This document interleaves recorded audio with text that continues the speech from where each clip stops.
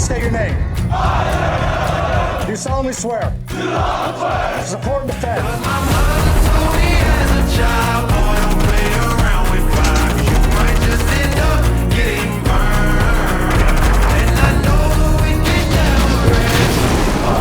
The Constitution of the United States.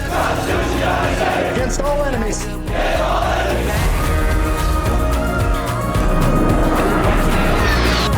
That I will obey the orders of the President of the United States. Brave Souls United.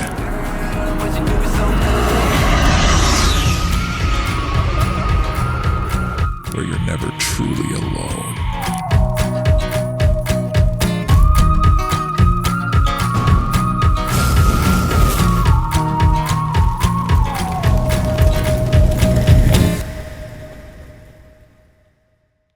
All right. Well, welcome back to Brave Souls United, and man, I'm excited for I'm excited for this interview here. This is a good friend of mine, first sergeant, Master Sergeant, United States Army, still in. You're still in.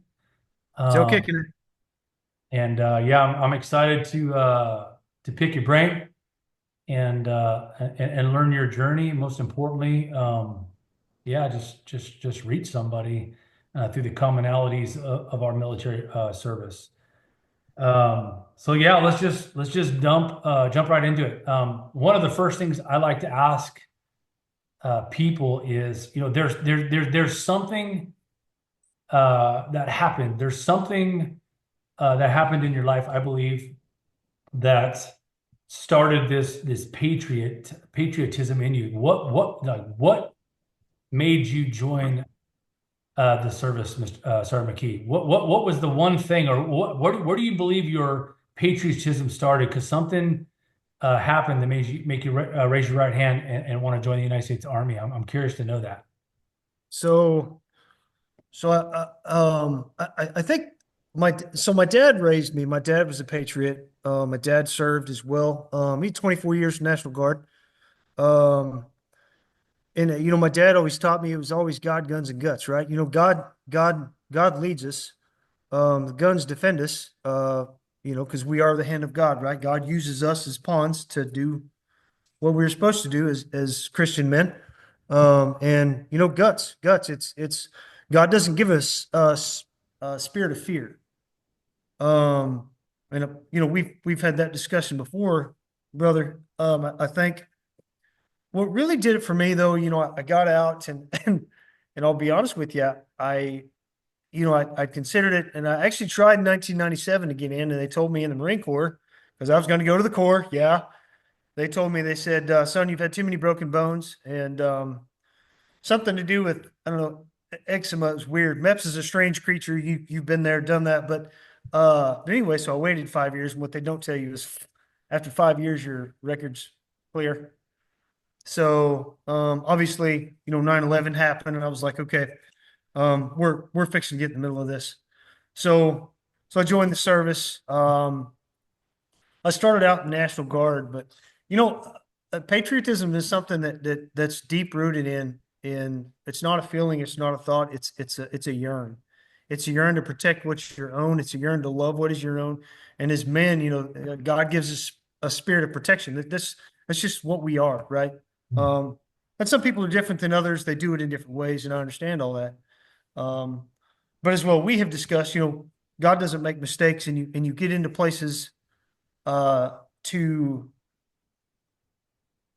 influence other people's lives. I've had 20 years, 3 months this month in the United States military in some way, shape, or form. But 20 years and 3 months. Yes, sir. Man. Yep. I'll talk to you. Good job. So, I'm not gonna lie to you, brother. I kind of envious of what you did. I wish I could have had a little piece of that. But patriotism in most countrymen is rooted in goodness. It's rooted in wanting to protect what's our own, right? The Bible tells us there's a time for everything. There's a time to mourn. There's a time to kill. There's a time for everything. And there's a time to fight. I truly believe that. And that's part of what drove me as well. And having that influence of my dad, because my dad was huge in my life. He was huge.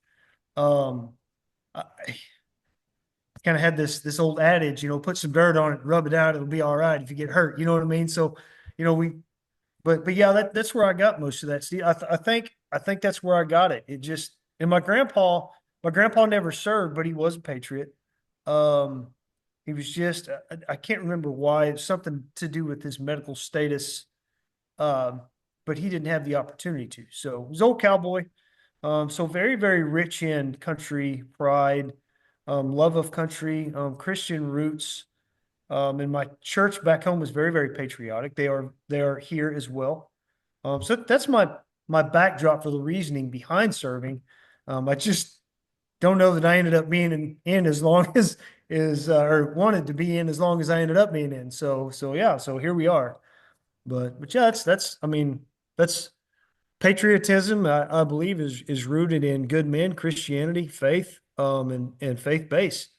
And I truly believe that. And I think that's where it came from. God pushes you in directions for a purpose. So, Hey man, so hold on, I gotta back up. Like I gotta unpack the luggage that you just delivered. So dude, we're brothers. You and I talk like daily, if yes. not sometimes enough to drive my wife crazy in a good way. But no, that's a compliment. Like you're my brother. She's good. She's good to you, brother. I'm Oh glad yeah, for it. yeah. Jen's cool, man. And she's like, oh, you and Josh, you and Josh, you and Josh. But we talk a lot. But I just learned a couple things about you that I didn't even know, and I know you pretty Yeah. deep. So hold on, back up. So you were going to join the Corps? Yeah. I was going to join the Marine Corps. That was actually my first choice. And Really? they wouldn't let me do it. So 5 years later, when I went back, I was like, you know what? The Corps didn't take me the first time. I'm going to the Army. So that's where I went. That's where I ended up. Okay, man. I did not know that. That's So okay. But you're yeah. That's great. Um, and I didn't know that about your father. I mean, I kind of did. So both of our fathers served yeah. long, long careers, and obviously, fruit don't fall far from the tree. So I'm not. Yeah, I'm with you on that. My dad's my hero. You and I've talked about that many times. Oh So yeah, definitely. I'm cool with that. When you said you wish you had a little taste of what I did, I don't. What does that mean? I don't. So I aviation was kind of I don't know. Aviation to me is like anytime I get into a helicopter, I'm like an 8-year-old child. It never. I'm 46 years old, brother, and it never gets old ever. Like you light up and you're like, oh god, we just turned into a complete child. You know what I mean? So it's great. And I've always had a fascination for aviation. It was always a thing for me. I love fighter planes. I keep track of the Air Force and the naval aircraft and what they do, what they're capable of. Um, Spectre gunships and everything on that side of the house to um, field artillery. I've just, I mean, it just intrigues me. Aviation has always been. I love conventional helicopters more. That's just hey. But in the age 64, I kind of had a passion for, it, and that's uh obviously with um, the uh, color blindness that I currently have, they would not allow me to fly helicopters. Right. So I told them, I said, hey, just give me a rifle. I'll join the grunts. So I went in the infantry side of the house. That's random, but it does make me a little bit jealous sometimes. When we talk, and I'm like, man, I wish I could have been there, dude, because that would have been. And I know it comes with its weight, right? Everything that we do in the United States military, whether you're in the Marine Corps, the Air Force, the Navy, whatever, it comes with a certain weight, especially doing some of the things that we do. I mean, you've got the nuclear guys, the nukes, what's what we call them on the Army side. Those dudes that's what we call them because they have to live there. I mean, when you're driving through the middle of Montana or Wyoming, you see some Air Force dude pull up with a black SUV and he's armed. It's like, we know what you're doing, dude. It's okay. We won't tell nobody. But Yeah. it's. Uh, I don't know that I would want. I don't know that I would want that kind of responsibility, brother. Mhm. Like that's heavy, right? So we all have our different stressors, and I'm going to tell you, I love every branch. And the Coast Guard's got their gig too, and we give each other a hard time as branches. It is what it is, but that's what I'm talking about. Like aviation, sometimes I can just picture and we've talked about some of what you do. I'm not going to go into that. I feel like that's yours to share. But yeah, I'm not gonna lie. There's days when I'm like, I wish I could have done that. It would have been fun. Yeah. But And I love so many things about you. One that you love every branch. That's super cool. We do branch banner. We do mess with each other. It's kind of comes with the territory. But I right, will tell you this, and the community that you and I created and are currently creating, that whole "I got your six." It's funny. We will make fun of each other, but in yeah, retrospect, and I can speak for you because I know your heart, and I've been friends with you for a while. If somebody messes around with anybody, any branch, yeah. military man, they're gonna have their hands full. Usually a bad idea. Yeah. Yeah, it's probably not smart. Um, Another thing that you kind of, and I appreciate that, man. We all had our job. It's funny because I won't make this about me, but I'll share a little tidbit. Yes, I said tidbit. Is that a still word? Is that all right? Uh, I, Great. I mean, I'm Gen X. It works for me. Okay, good.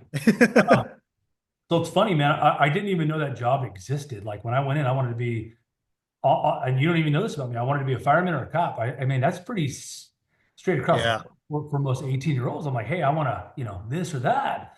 And back then, and I'm going to touch on that, Mister, because I know you were military police, but I wanted that. I wanted that cool title, military police or fireman. I knew those two jobs were something I could get out. And there was a 2-year waiting list, and they're like, hey, have you ever heard of, loadmaster? And I'm like, I don't understand. He goes, well, it's cargo. And I'm like, you mean like a military UPS?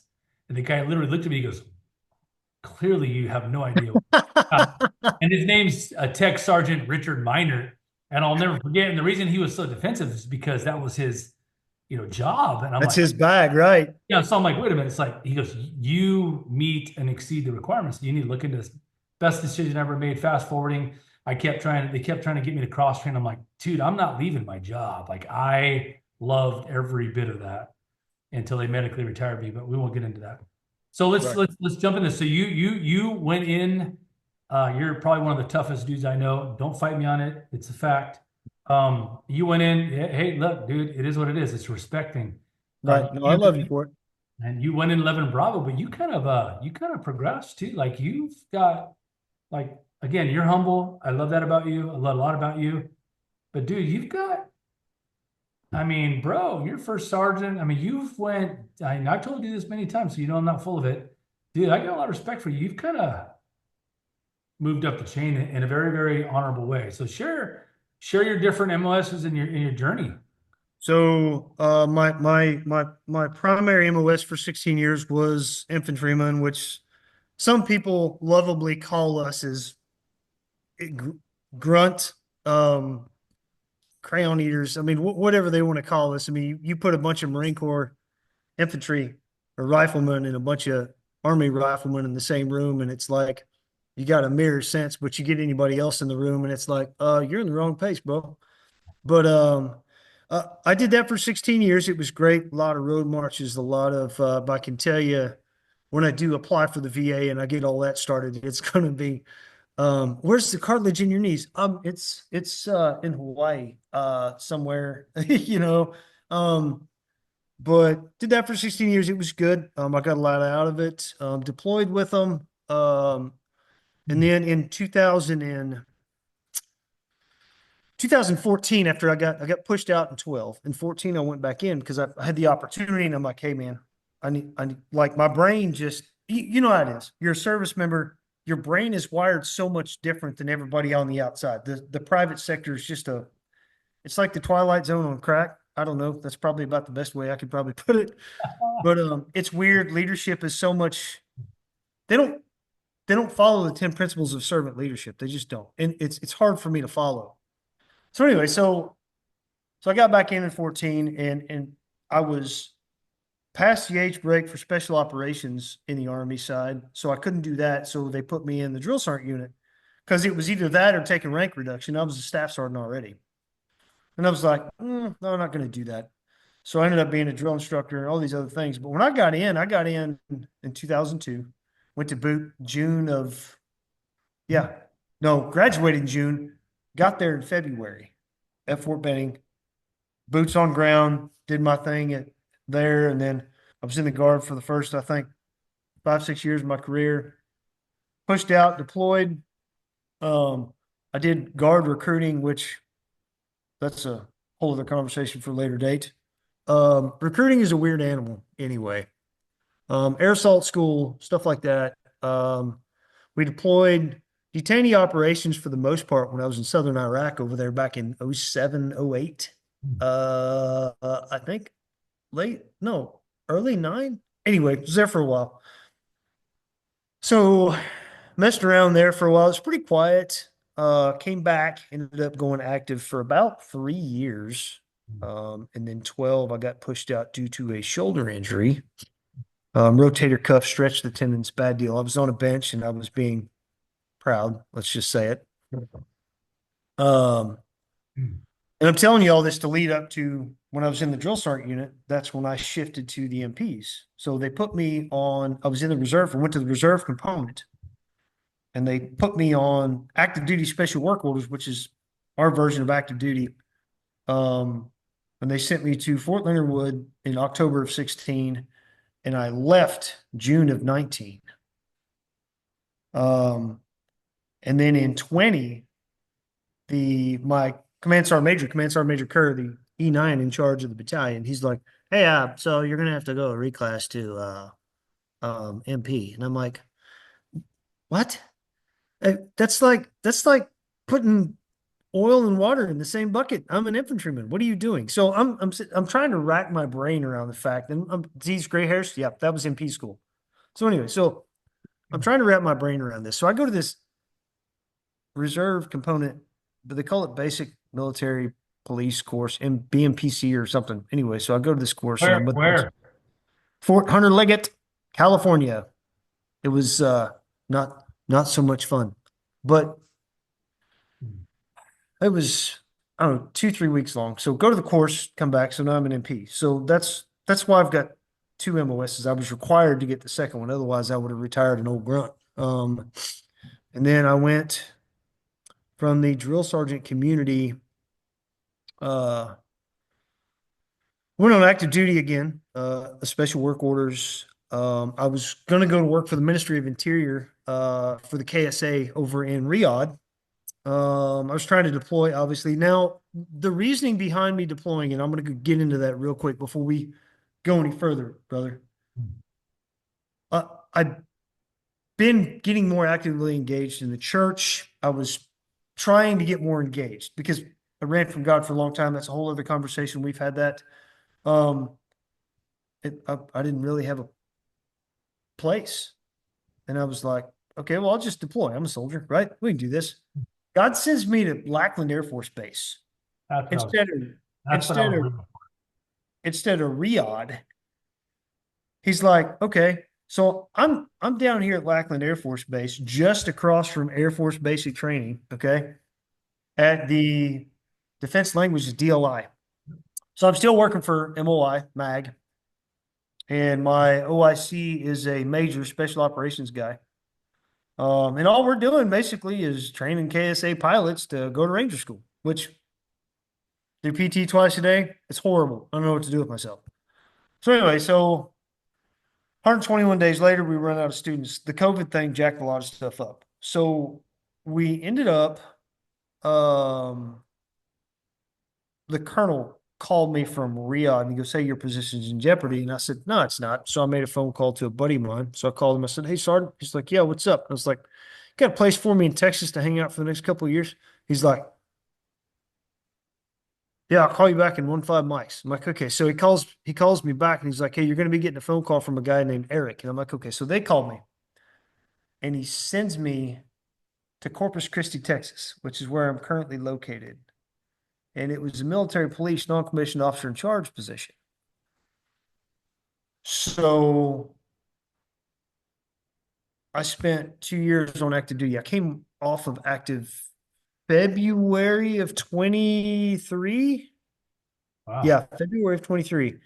And then I took a first sergeant's position at a brigade level HHC, which was it wasn't a bad position, but when you start talking about HHCs, now you're herding cats because you've got all these staff officers and it's weird. And then I went to a line unit. I went to the 812 Quartermaster Company. just when I started to get them kind of where they needed to be, I got a phone call from somebody's like, "Hey, I'm supposed to be taking your place. When's your tenure up?" And I'm like, "Oh, okay." So I had to find a home. So now I am currently with an observer controller trainer unit that is actually at Fort Bliss, and I'm still on reserve status with them. Hopefully, before the end of the year, I'll be able to drop my 20-year letter and retire. That was coming. So, yeah, I'm up for Sergeant Major this year, but I'm done. Yeah, you've talked about that too, haven't we?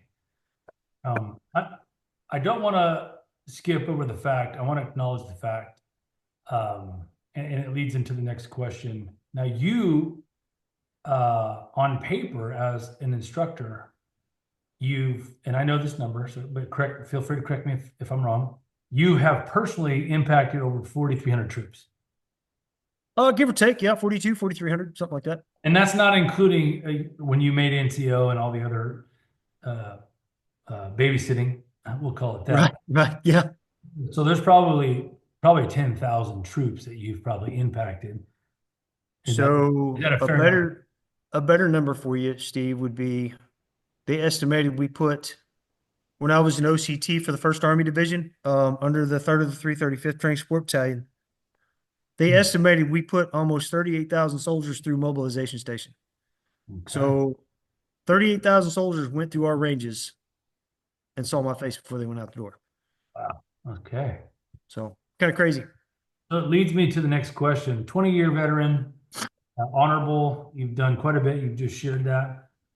Would you say the military has changed you in good or bad, or both? So I was kind of I kind of expected to hear that when I think it. I'm gonna pry. So well, you can ask me anything you want, brother. You know that. So I think for the good in a lot of senses, and the reason why I say that is because being a drill sergeant teaches you if you do it for the right reasons, it teaches you about yourself, right? How can I teach these kids? Because you got these 17, 18-year-old kids and you're dealing with all these problems. It shows you how to deal with all their issues and it teaches you how to train different people. Like you learn all these eclectic personalities from different places. And I mean, we get sick every cycle. You get third world stage of the funk coming in the door every cycle. So it's the same concept when you're teaching. You learn from these kids and they don't understand that you learn just as much from them as they learn from you. Yeah, you're changing their lives and yeah, you're pushing them through and it's fine, but you only have them for 9 weeks. But when you have multiple cycles as a non-commissioned officer, you learn how to instruct in a way because it's so fast paced. You have to get these kids to understand what you're trying to tell them. You learn a lot about yourself and what you need to do to teach other individuals. So you learn a lot about yourself too, about how to stretch. You're tired, you're wore out. I wasn't obviously some of these men that had wives that I worked with, bless their hearts, because biblically, they never saw their husbands. Yeah. And that would be a hard stretch. And when I say biblically, the other side of that is we didn't get to go to church as much. And I pay for that here. I pay for that. So it's a hard job, but you learn a lot about yourself. You learn a lot about people, grown people, peers that you should be able to rely on that you can't always rely on.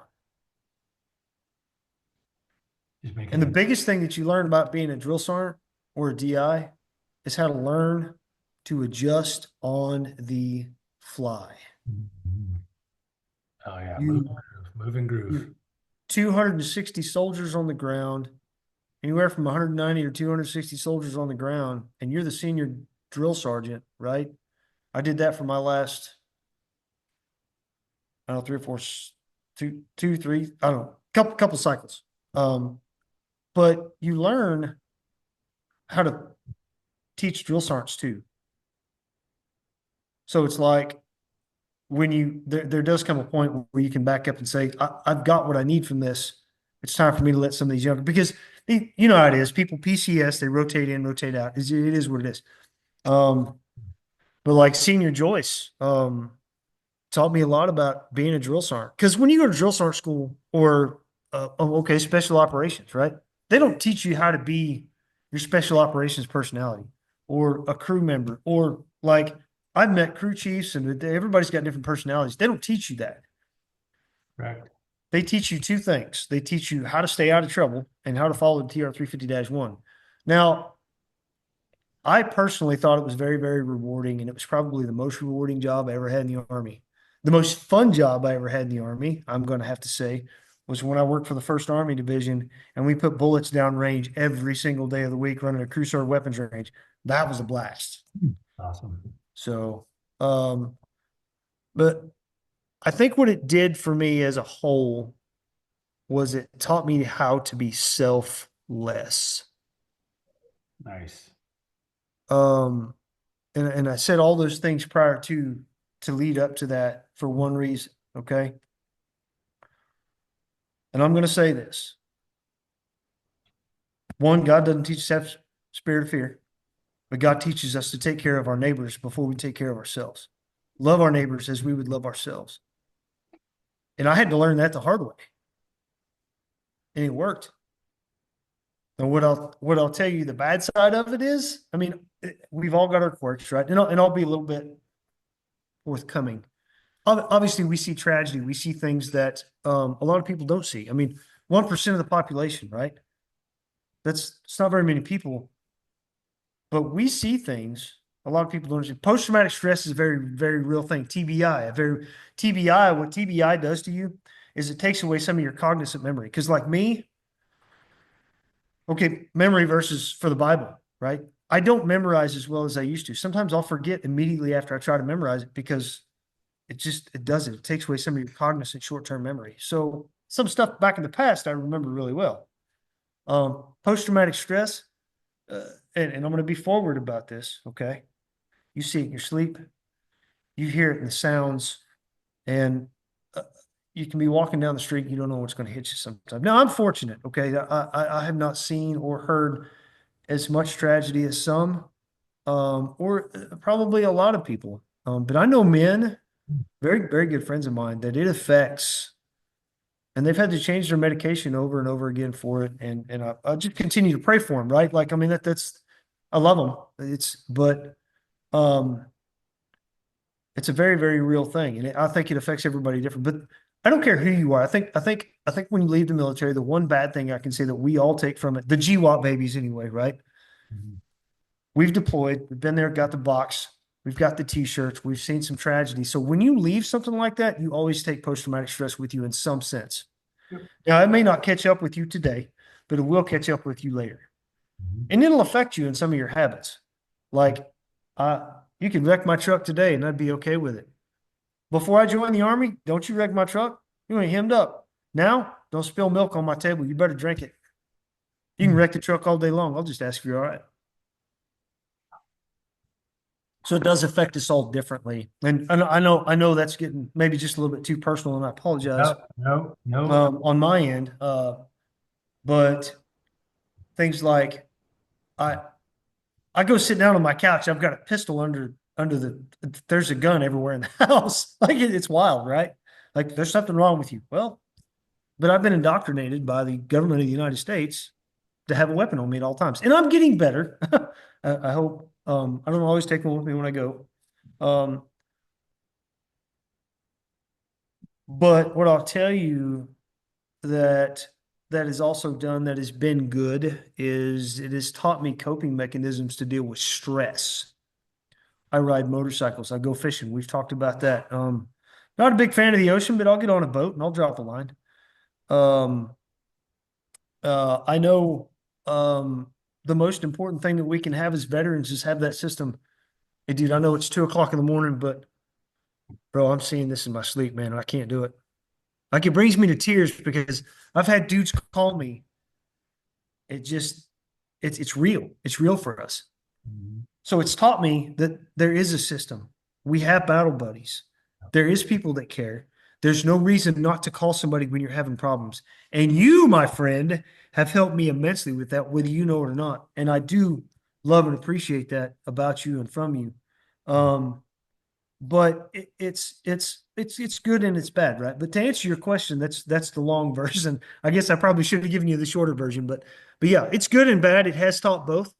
But I've learned a lot from it, and I do think, rather that the transition is going to be.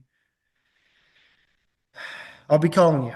I'll be calling you, man. I will. I'll be calling. Hey, dude, I don't know what to do about this. Like, this dude's driving me nuts, and I think we've already had some of those conversations. But it's the civilian workforce is different, and I think uh I'll be able to transition, and the reason why I'll be able to transition is because I have brothers like you that I can call. Like I texted you the other day. Hey, man, what's up? You ready for a call? Well, I'm in the middle of this, but if you need to call me, you call me right now. I'm like, uh, no, you better hang out with her because, but you see where I'm going. Like, it's important to me that you're happy as well. And that's something that we need in the veterans community. We need to have that one-to-one, face-to-face. Everybody's got different experiences, and some people deal with it differently, like we talked about earlier.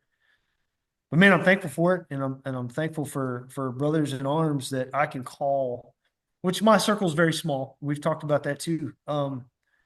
I've got a guy named David Levister that lives up in Dallas. He's an old field artillery guy.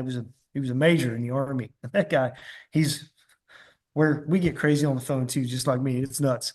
I hope I can introduce you guys soon because I think you'd get a kick out of Dave. But yeah, just I'm thankful for it, man. I'm thankful for that. But yeah, the Army has done a lot of good and bad things for me, and I think, aside from that, I think it's taught me also how to do my own laundry and fold and keep limited space, so that's helped.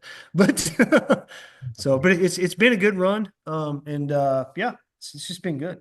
So. I hope you know when I responded the other day, I'm like, I responded because I'm there if you need me. Oh no, I know for a fact. I have absolutely, absolutely no question in the back of my mind that I could call you any day of the week, man, anytime. Anytime, any day. That's exactly Right.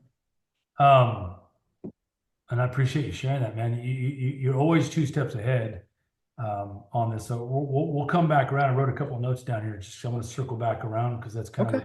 what it's about. Define or give me the top three characteristics that you've taken from the military, and are they well? They are still in play because you're still active, or you're still in.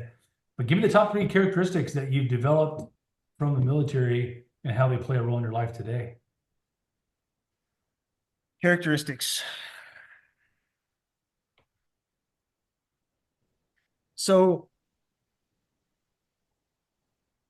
I think the big one is not having the ability to not plan. Like, I love to plan now. Like, I used to be one of those guys that's like, drag out. What are we doing? I don't know. Go the other way. And it's on, right? But that's E4 Mafia stuff, right? But when you get to that E7, E8, E9 level, you've got a plan because you've got these commanders that you're advising to do all these things. And I mean, that's like organization will probably be one of the best to shorten that story is probably one of the top ones that I've got. Self-health. And you get on me about it a lot, and it's I'm thankful that you do because It's a good one. I'm 46, I'm single, right? And we've had a discussion about that. I don't know where that's going to go, but anyway, so it's hard, man, because being in the reserves, I work a job and I help run a unit. So the time factor is very, very slim. So you try to figure out how to find that happy medium, right? Time management's another one. I mean, you figure out how to, okay, I've got 5 minutes. Let's do this now so I don't forget later. So I'm probably going to have to say organization.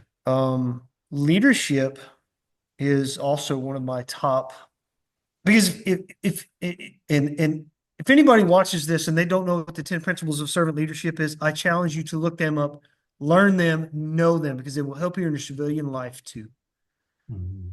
I just got promoted to junior crew leader. I don't know exactly what that means being a surveyor, but it's I don't have anybody but my equipment. So hey, but you learn how to lead in a way that shapes trust and it shapes respect. Now, look, we know what respect is in the military because I may not like that captain or I may not like that major, but if he's a good leader, I can still respect him as a man and as a leader. Doesn't mean you like him, but if you can respect him, you can follow him to combat, right? It's the same thing in the civilian world. If you can respect and learn somebody, learn to trust and build that community through the 10 principles of servant leadership, leadership is a big deal, Big right? deal. And if there's anything that I learned, it's how I'm not the best leader. I try to do the best I can. And I say that in a very humble manner because I have been very, very fortunate. As a matter of fact, the last unit that I was a first sergeant for, somebody told me it was the worst unit in the brigade. And when I took them for 3 weeks to training, and somebody was full of Bologna. But leadership. And the other one is understanding the difference between sympathy and empathy. And sometimes that's a very thin line, right? Empathizing with a situation is understanding, trying to understand or put yourself in their shoes and understand it. Sympathy is not really understanding, but putting yourself in a position that goes just a little bit too far. You see what I mean? So you got to be careful with that. It's a very thin line. And empathy is one of the 10 principles, but it's you got to be careful with that. So I think that's one of the best lessons and probably one of the best characteristics I've picked up is to understanding the difference between the two because it helps you out a lot. So and I know you said three, but I think the fourth one is knowing when to say no. Because I was an animal in my 30s, man. Like I hit the gym twice a day. I never stopped. I never stopped. I was a monster drinking, eyeballs popping out of your forehead, hair on fire, ass fixing to catch. Excuse me, I probably shouldn't have said that, but I was a hardcore time driving infantry soldier. It was time to go. It's time. We going to fight. Let's do it. Let's go. Let's go. Right. But you learn when to say no because there is enough, right? Enough is enough. But to understand that discernment, you have to have some experience, and it takes time to get that. And that's one of the biggest things I've learned, and that carries over to your civilian life. And for all of you guys that don't know how to do that, the tactful way is can't do it. And I speak because me and my brother here have had the conversation. Speak candidly is I've just had enough. And here's what I'm going to tell you is there's been a couple of times where knowing to say no has also helped me walk away from situations without losing my little infantry brain. So to put it in perspective, right? But I think those are the things that I've learned the most. And I think those are the characteristics that I've learned. I've been very, very fortunate because I picked up things that have helped me along the way. Now, the transition to becoming a civilian is going to be ridiculous. I already know that. Yeah. But with the help of my brother here and some other guys that I talk to, I don't talk to very many people. And my faith, I'll be honest with you, my faith carries me more than anything. You know, when I bow my head at night and I say a prayer before I go to sleep, I say, hey, God, you got to be careful when you're asking for patience because he'll give you, he'll, he'll put you in situations to make you want patience. Um, but he's with you. He's always with me, and I know he is. And just, he helps me lie down in green pastures. That's in the Bible. So, but yeah, if there's anything I've gotten out of it, brother, that's it. Like my faith, at the bottom line is my faith has carried me through everything that I've ever been through in the United States military. And had I not been where I was at, then there's probably been a couple times I probably lost my brain. Might even be wearing orange somewhere. Yeah. Different uniform. Right. Yeah, exactly. I'm not gonna lie to you, and you and I have talked. Well, I'll never lie to you. We're pretty transparent in our conversations, many of them. Right. Pretty candid, I'm which not, is I'm good. not gonna sugarcoat it, man. You and I've talked about this several times, but it's a very unique transition.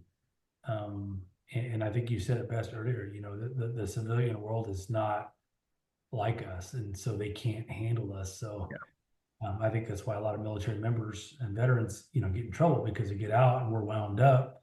We're taught, we're taught to, push through, push forward, take no prisoners, Right. conquer all. We're bulletproof. Get out of my way. Lead, follow, or move.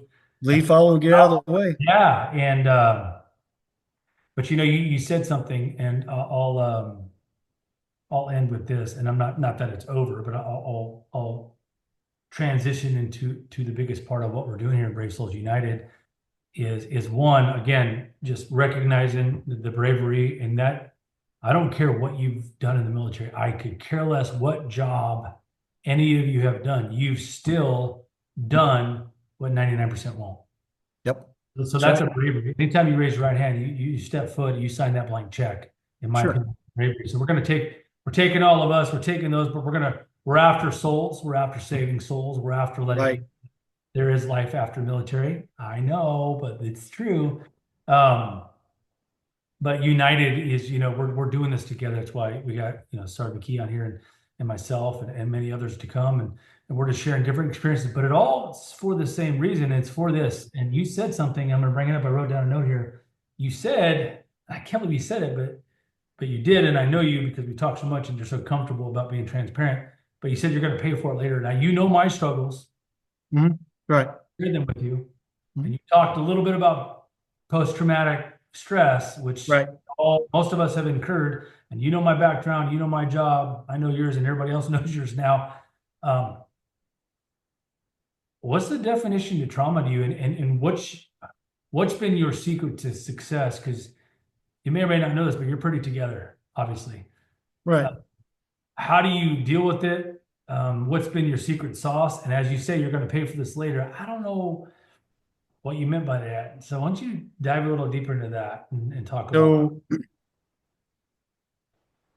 I'm going to bring this up. If you look at Luke 10, verse 19, behold, I give unto you the power to tread on serpents and scorpions and over all the power of the enemy. The enemy is the devil, okay? And nothing shall by any means hurt you. That particular verse keeps me sane. Now, look, doctors will tell you all day long, oh, it's intelligence. Yeah, look, I get it. There is a level of intelligence, if you're not a believer, that does keep you from being, right? It's emotional intelligence is a very strong thing to have. Not a lot of guys have it, but it does happen, okay? But that particular verse is what keeps me from, and Jesus Christ said it. It's in a red letter Bible.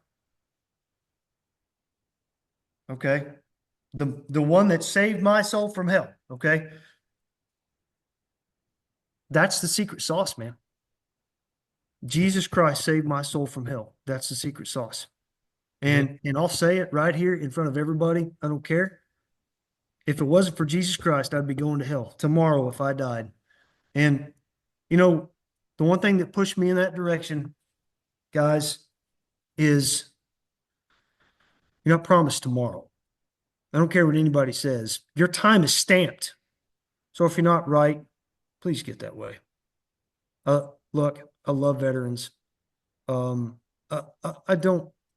The Bible will tell you all day long that you have to love everybody, and you do, really. But that doesn't mean you like everybody. But just remember, okay? We got to love them enough that we can get them there. We got to love them enough we can get them there. And I'm not going to go all preacher on you, but by the way, which is something I've been called to do, and my brother here knows about it. Now, this is actually the first time I've said it publicly. I said I would surrender May the 10th of I surrendered May the 10th of last year, and I said I would preach. Now, that's heavy for me because the Word of God is a very serious thing. But I'll tell you, that's my secret sauce, fellas. Plain and simple. God is my sanity, straight up. No, I'm glad you said that. I love that about you. There's a reason you're on here. I couldn't agree with you more. Man, I'm sorry. The dogs are going crazy. They're getting excited, man. You're preaching. Sorry about that, man. That's crazy. No, I'm glad you said that. You know my story, man. I found God in a very, very grim, scenario when I was at active duty in the sandbox there, and same thing, man. I found God. I'll never not acknowledge God as being real because of what He's done in my life, and I think that's the best way to end this podcast. I mean, guys, you've heard it from somebody that's been around a long time, seen lots of changes. He's shared his journey, his experience, and he left you a nugget of nuggets, a very life-changing, a huge, humongous nugget of life that if you're not right, it's not too late. And, You're still breathing. It's not too late. yeah, you got an opportunity. If you need to reach out to one of us and let's help you do that, be happy to do that, man. Look, he's already Yeah. shaking his head Please do. for you. And yeah, I'd love to have you back on. I'd love to pick your brain. We're going to do this again. I want to get inside. We're gonna have a little fun next time. We're going to talk about, we did a podcast recently that we talked about the military being the especially boot camp being Oh, gosh. see, I want that. We're going to talk about that because you've got the knife hand experience. I was on the receiving end of that. And we're gonna have a little fun. We're gonna talk about the funnest place you're not allowed to laugh. Right. Yeah. Oh, no, exactly. So we're gonna take a deeper dive in. Thank you so much, brother, for jumping on. Oh, no, I love you, man. Thanks for having me. And An honor. back, cop. Yeah. Anytime. Just let me know. You got my number, brother. Just give me a shout. I'll get on. All right, sounds good, man. right. All right.